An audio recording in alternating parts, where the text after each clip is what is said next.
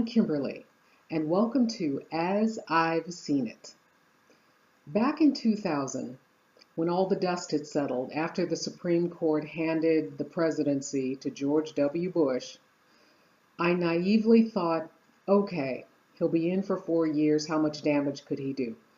Well, the whole world got to see how much damage an American president can do with a military at his disposal in 4 years. I never thought I would long for the days of George W. Bush, but having the Orange Menace in the White House makes George Bush's foreign policy look almost sane. I said almost.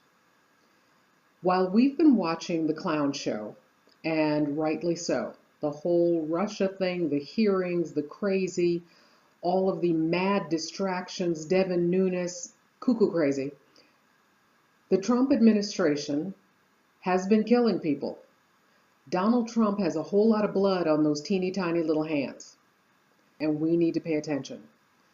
The Trump administration is throwing gasoline on fires all over the Middle East. One of the things that they're doing is sending troops to places like Syria. Up until now, there have been advisors on the ground. There's this coalition type force, but the Obama administration worked to keep troops, boots on the ground, out of Syria. Trump is sending troops to Syria. He is also sending more troops to Iraq. He is sending troops to Afghanistan, to Helmand Province to be specific. And yes, that was something that was approved in the final days of the Obama administration. But now the commanders on the ground are requesting not just the 300 approved under the Obama administration. They want a couple of thousand more troops.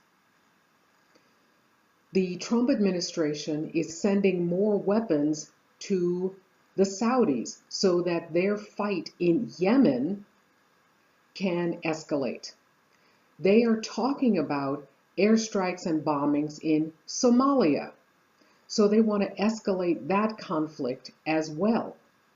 They are ignoring the Obama administration's warnings about Bahrain and its human rights violations, and they're selling serious arms to the government of Bahrain. Remember, his proposed budget has a 54 billion with a B increase for the military, and we can now see what he wants to do with that 54 billion. Send troops into the Middle East. It has been the dream of ISIS to fight American troops in the Middle East, and now Donald is giving them what they want. And he's doing this without having a proper foreign policy and without having a diplomatic corps. And he's cut the State Department budget by a third. And of course, we all know he picked someone with no foreign policy experience to be Secretary of State. So in addition to all this military buildup, there is no diplomacy going on. So there is no plan to achieve peace. There is only a plan to increase war. And what they've done is also increase the opportunities for the military industrial complex, all of those American defense contractors, to make tons and tons of money. We all know that Trump's first military action, that raid in Yemen, resulted in the death of one American, but it also resulted in the deaths of dozens of civilians. And we saw how poorly Trump, as a supposed commander-in-chief, handled that. Donald blamed the Obama administration, and then he blamed the generals. He never once took credit as commander-in-chief for ordering that raid. We all laughed at George Bush for calling himself the decider. I'm the decider. But at least George took responsibility when he did things wrong. Obama took responsibility when he did things wrong. Trump has never, probably will never. So as all of this escalates, bodies are dropping. There was a massive airstrike. There have been massive airstrikes in Mosul. This one was on March 17th. And there may have been as many as 200 civilians killed. Let that number sink in a minute. 200 civilians.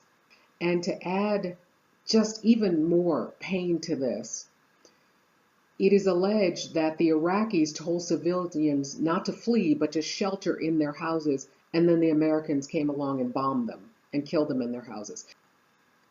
The Obama administration had worked to limit the number of civilian casualties. They had basically put restraints on the Pentagon.